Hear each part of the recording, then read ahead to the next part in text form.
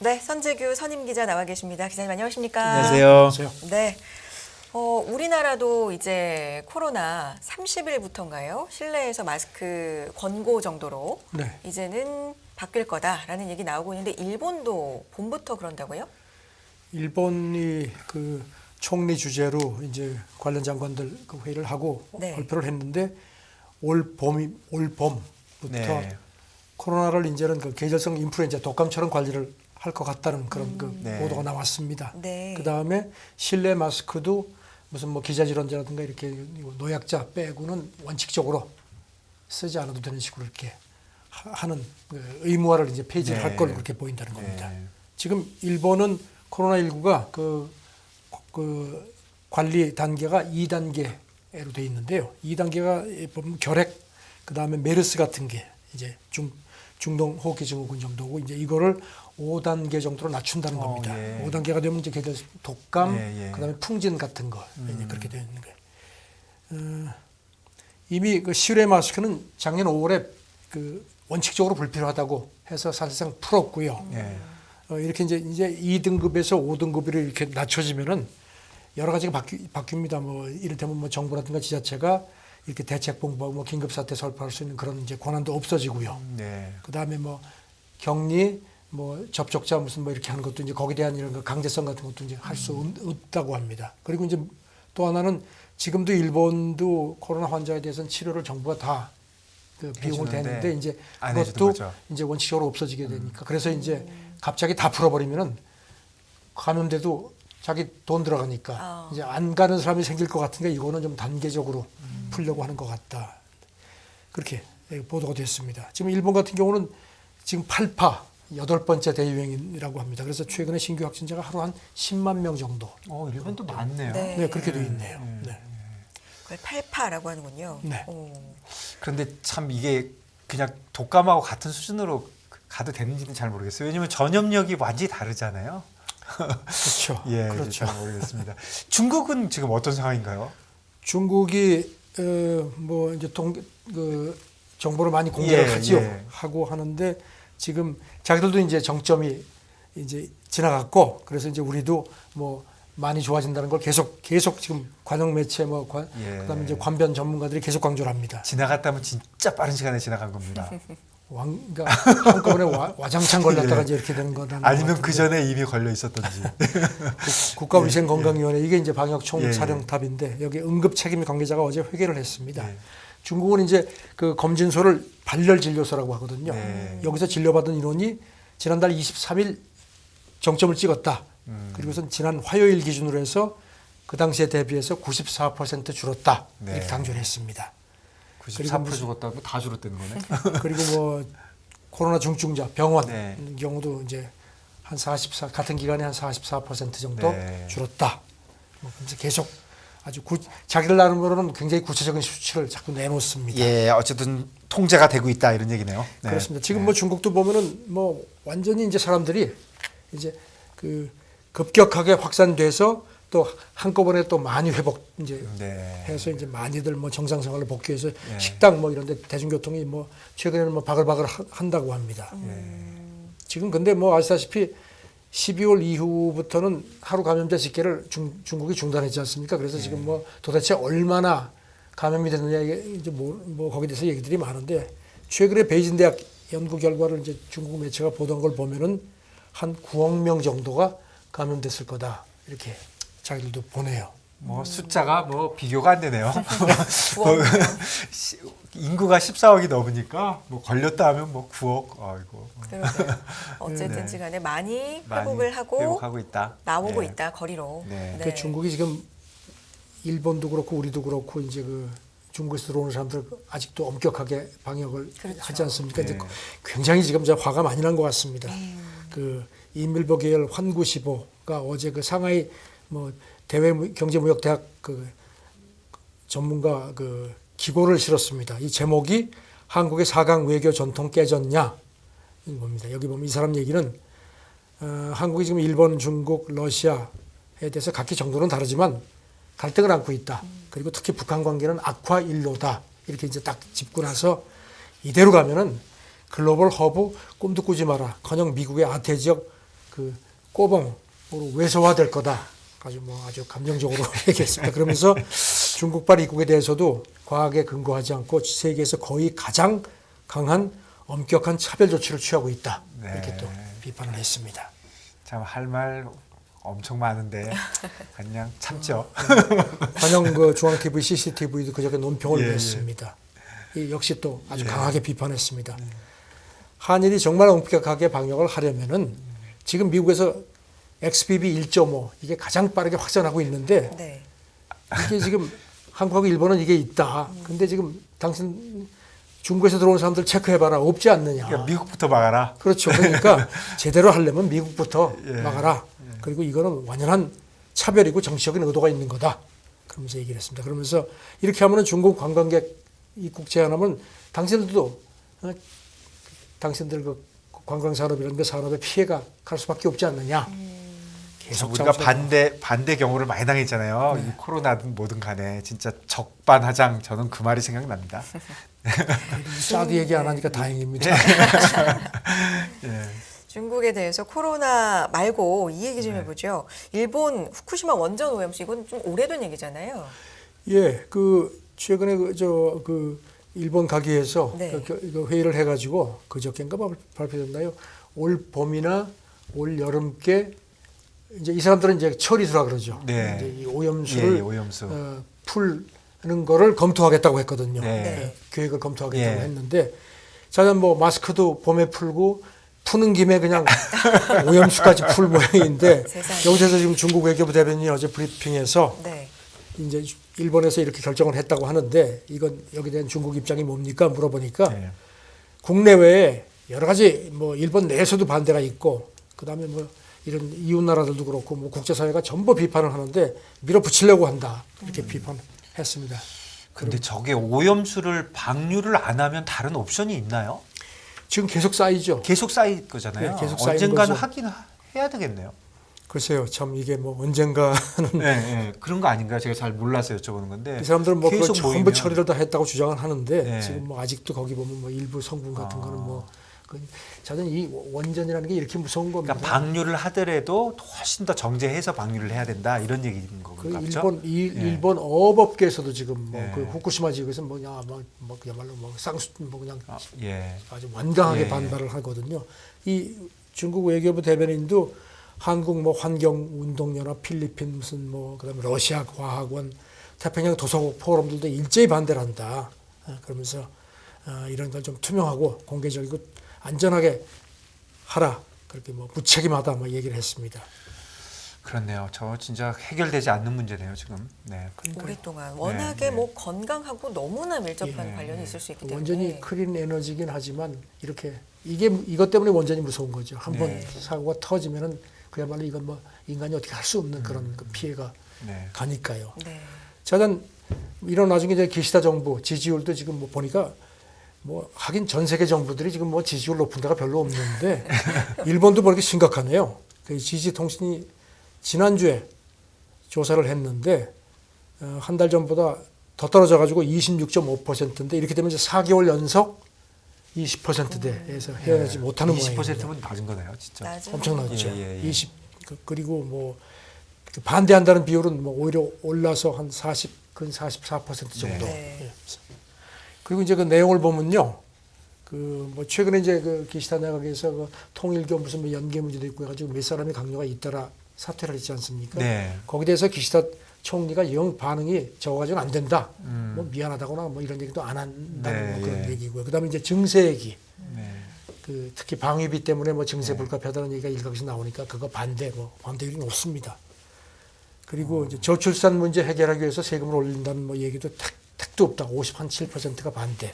그래서 예, 이게 뭐 글로벌 중심한 동조가 되는 게 아니라 네. 글로벌 정부에 대한 그것도 전부 좀 다 나쁜 것 같아요, 진짜.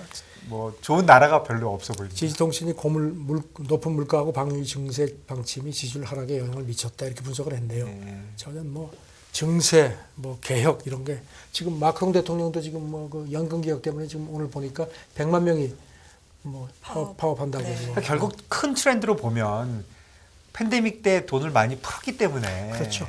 돈이 그거를 없죠, 이제 지금. 돈도 모으고 또 증세를 해야 되겠죠. 돈을 워낙 썼으니까. 그렇죠. 뭐 프랑스도 난리 난 것 같아요. 프랑스도 뭐 연금 뭐 2년 올린다고 그랬다가 뭐 네. 길에서 들어눕고 뭐 난리 났다고. 그래도 뭐 지금 마크롱 예. 대통령은 뭐 간다요. 그냥 예, 간다 하는 예, 건데 예. 참 이게 참 서로 어려운 상황입니다. 네. 네.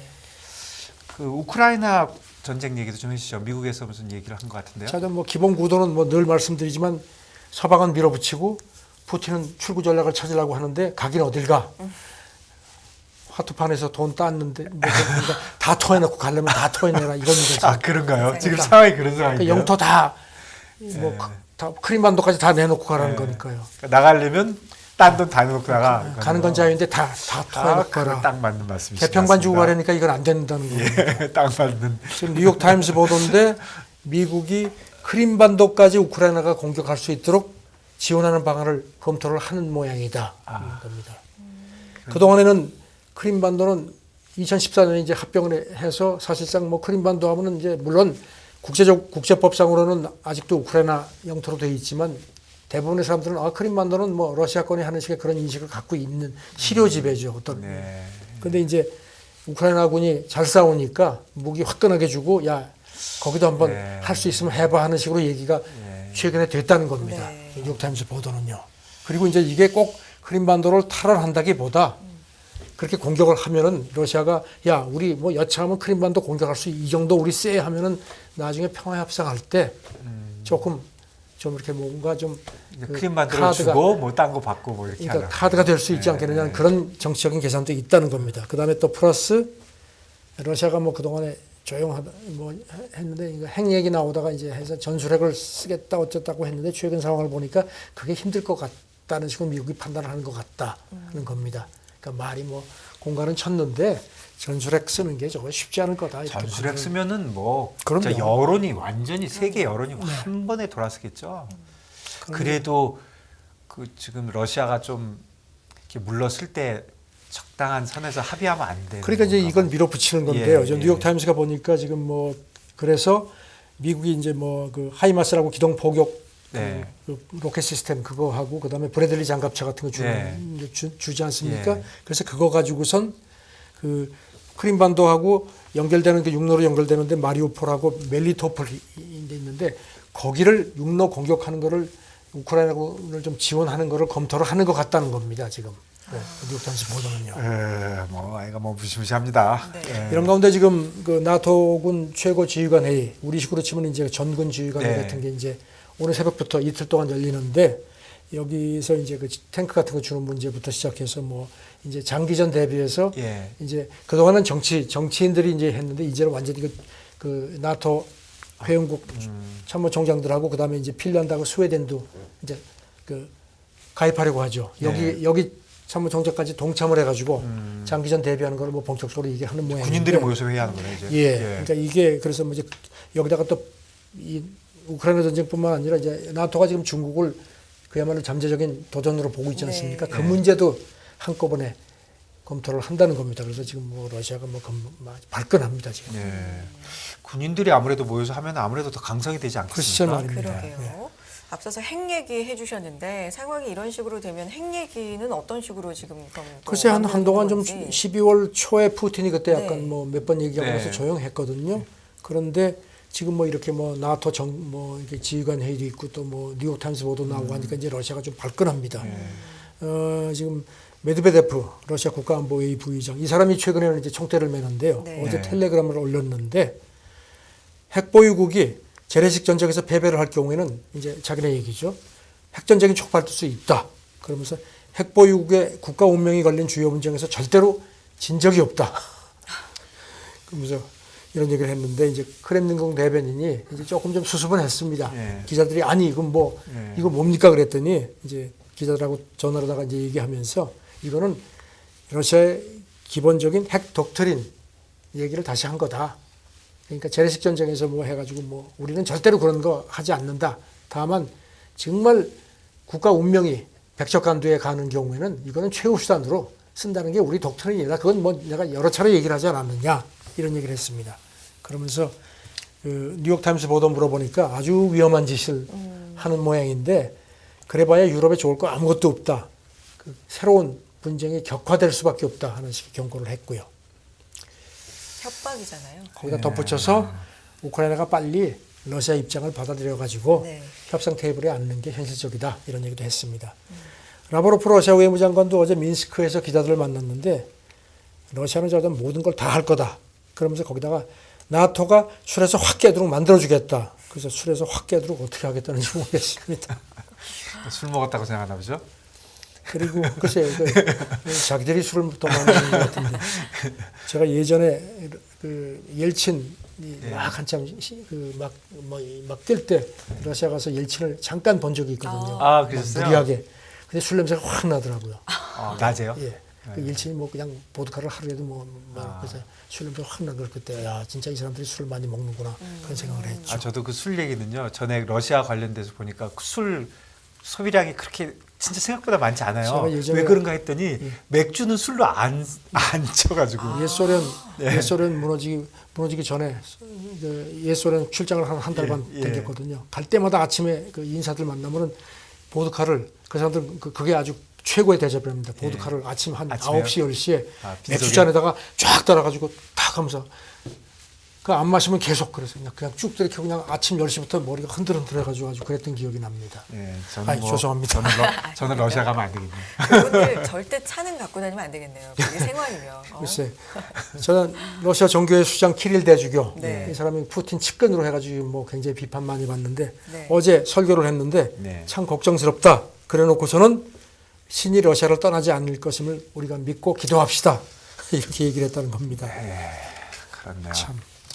좀 다른 얘기 좀 해볼까요? 네. 우리 디즈니에서 그 한 임원이 한 $1,000만 정도 받은 것 같은데 네. 뭐 난리가 났네요. 이게 무슨 이슈가 있는 겁니까? 이 사람이 제프 모렐이라는 최고 기업 업무 책임자인데 작년 1월 말에 입사해서 한 4월 말에 퇴사하면서 한 70일 정도 출근을 했다는 겁니다. 네. 그런데 지금 월스트리트저널 보도를 보니까 이 사람이 그때까지 한 70일 근무하면서 급여만 하루 평균 한 12만 달러 정도, 그러니까 우리 돈으로 한 1억 한 5천만 원 정도를 받았다는 겁니다. 하루에요? 하루에요. 그리고 이제 네. 그것뿐만 아니고 이제 그만두고 나니까 이제 퇴직금이 나왔고요. 퇴직금도 한 50억 원 정도 해서 이것까지 합치니까 하루 출근할 때마다 평균 한 2억 2천만 원 정도를 받은 것도 그렇게 이게 저널 보도입니다. 근데 사실은 미국에 있는 CEO들이 한 보너스 한 1,000만 불 정도 받는 거는 뭐 특별한 뉴스가 사실 아닌데 네. 왜 이 사람만 특별히 이렇게 문제가 되는 건가요? 글쎄요. 그래가지고 최근에 또 이 사람이 그래가지고 이제 런던에 있다가 이제 스카웃이 됐는데 예. 이사를 와야 되니까 회사에서 이사 비용도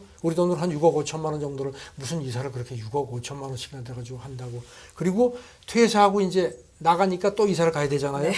그 비용을 또 그만큼 줬대요. 그다음에 이제 이 사람이 이제 이 페사디나에 와서 이제 디즈니 근무하려고 집을 하나 샀는데 그게 50만 달러 정도를 주고 샀는데 이제 이사 가니까 그 집이 필요가 없으니까 디즈니에서 그 집을 똑같은 금액으로 되사줬다는 겁니다. 월스트리트저널 보도가. 그러니까 디즈니에서 이 사람한테 뭔가 일을 시키려고 그런 게 아니고 돈을 주려고 작정을 한 거네요. 글쎄요. 그러니까 지금 이렇게 근데 그 지금 이 사람이 회사 커뮤니케이션하고 대관 업무를 맡았다고 합니다. 네. 그런데 지금 뭐 회사 쪽 직원들 얘기는 뭐 실적도 별로 안 좋았다는 겁니다. 그래가지고 오히려 회사에 손해를 줬다. 네. 이런데 이렇게 해준 게 뭐냐 그래서 이제 넬슨 펠츠 이게 행동주의 투자가 네. 이 사람이 이제 비판하면서 이사회에 참여하겠다는 하면서 네. 이제 이래서 더 문제가 불거질 것 같다. 네. 그래서 그런 모양인데 회사 내에서도 반발이 많다는 겁니다. 네. 다른 임원들에 비해서 훨씬 더 많은 혜택을 줬다는 겁니다. 그래서 무슨 관계인지 그렇네요. 보니까 이 사람이요 미국 국방부에서도 일했고 영국 BP 일하다가 이제 디즈니 왔고 이제 디즈니 그만두고 나서 워싱턴 D.C.에 있는 그 컨설팅사에 또 커뮤니케이션 부분 사장으로 갔다고 합니다. 저도 뭐 굉장한 능력이 있는 사람인 것 같아요. 그러니까 어쨌든 회사에 기여한 게 없는데 지금 돈을 준 게 문제가 되는 거네요. 그러니까 이제 뭐 이쪽 이제 디즈니 쪽 주장 네. 이제 그 직원들 주장이 예, 그렇고요. 본인이 뭐 어떤 해명을 할지 모르겠는데 자우전 지금 여러 가지로 뭐 상황이 안 좋으니까 더 그게 불거지는 것 같습니다. 아무래도 그렇겠죠. 고작 70일을 일했는데 네.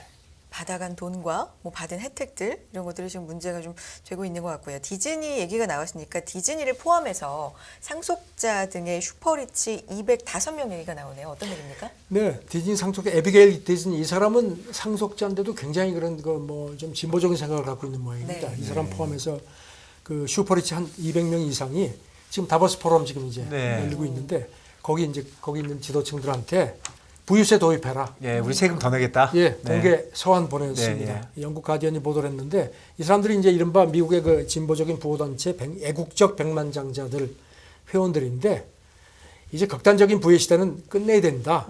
지금 이거 부익부 변익빈 더 이상 놔두면 이거 큰일 네. 난다. 우리 세금 내겠다. 과세해라. 본인들이 네. 직접. 예. 네. 그러면서 그 네. 편지를 보니까요. 그 코로나 대유행 첫 2년 동안 세계에서 제일 부자 10명, 1%가 자산을 2배로 불렸는데 나머지는 소득 감소를 겪었다. 해결책은 간단하다. 돈 많은 우리한테 당장 세금 부과해라. 이런 얘기를 했습니다. 그리고 이제 디즈니 이제 저 다보스 올해 포럼 주제가 분열된 세계에서의 협력이거든요. 네. 그렇게 안 하면 이거 못 한다. 얘기를 하는데 참 이렇게 얘기를 하네요. 근데 물론 뭐 자기들도 돈을 내고 싶지는 않겠지만 이제 사실 깨져버리면은 그렇죠. 질서가 막 사회 폭동이 일어나고 하면 진짜 이거 뭐 다 죽는 거 아닙니까? 예, 근데 양극화가 뭐 계속적으로 일어나니까요. 네. 뭐 다른 세부적인 내용을 차치하고라도 저는 좀 멋진데요. 옥스팜도 얼마 전에 이제 말씀드렸죠. 네. 그런 뭐 62%, 뭐 상위 뭐 1%가 무슨 뭐 63%의 부를 가져갔다고 얘기를 하고 하는데, 자, 우선 그렇죠. 나눠이죠. 네. 나눠이죠. 진짜 이런 사람들도 있고 또 하루에 2억 2천만 원씩 챙겨가지고 요거도 먹는 사람도 있고 참 세상 요지경입니다. 상반된 뉴스였습니다. 네. 네. 다음 얘기해 볼까요? 예, 월마트와 멕시코가 무슨 뭐 이슈가 있나 봐요. 멕시코가 지난 일요일부터요. 네. 금연법을 아주 어마어마하게 센 금연법을 했습니다. 금연법이요? 예, 공공장소에서 담배 못 피고 이건 뭐 우리도 그렇게 네. 하는데 그 다음에 뭐 여러 가지가 있고 뭐 광고 판촉도 못 하고 네. 하는데 심지어는 편의점이나 마트에 진열도 못 하게 했습니다. 팔 수는 있는데 진열을 못 하나요? 그러니까 이제 예. 찾아가지고 사라는 거죠. 지금 우리도 엄격하게 하지만 마트에 예. 진열은 하거든요. 예, 하죠. 그러니까 이제 월마트가 이제 이건 도저히 못 참겠다 해가지고 이거는 소비자의 권리를 빼앗는 거다. 네. 아, 봐야지 살 거 아니냐. 네. 위헌이다. 해가지고 소송을 걸었습니다. 멕시코 법원에다가. 그래서 지금 어떻게 될지 모르겠습니다. 지금 근데 멕시코도 보니까 지금 뭐 반발들이 많네요. 이렇게 하니까 오히려 이렇게 되면 이제 못 사면 이제 뒤로 가가지고서 이제 우리도 예전에 보면 가스담배 같은 거 있지 않습니까? 가스담배 피우신 적, 담배 안 피우셨습니까? 아, 담배 많이 피우다 끊었습니다. 가스담배라는 게 있었거든요. 네. 학생들이 예. 이런 얘기 해도 되는지 모르지만 이제 포장마차에서 이렇게 하면 이제 이게 못 사니까 가스담배 피고 해서 까치 담배요. 한 개 피씩 아. 까치 담배라 그래요. 까치 담배. 까치 담배. 예. 지금 뭐 그러면서 멕시코 같은 경우는 부패가 만연돼 있는데 이게 과연 지금 공공장소에서 담배 피다 걸리면은 최저임금의 어떤 경우는 절반 정도의 세금을 내야 된다는 겁니다. 그러니까 벌금을. 우리보다 더 세네요. 네. 네. 그러니까 이걸 하겠느냐. 그러니까 네. 지금 뭐 멕시코 같은 경우는 뭐 교통법규 어기면은 슬그머니 뭐 돈 주고 뭐 다 해결하는데 이렇게 안 된다 하는데 저는 뭐 일단 멕시코는 지금 세게 뭐 한번 흡연 금연 사회 만들어 보겠다고 하는데 계획은 쉽지가 않습니다. 예. 계획은 쉽지가 않습니다. 금년이 그렇게 쉬운 일은 아니겠죠. 네. 그렇죠. 자, 여기까지 오늘은 네. 들어보겠습니다. 워싱턴 이선재규 선임 기자와 함께했습니다. 고맙습니다. 네, 감사합니다.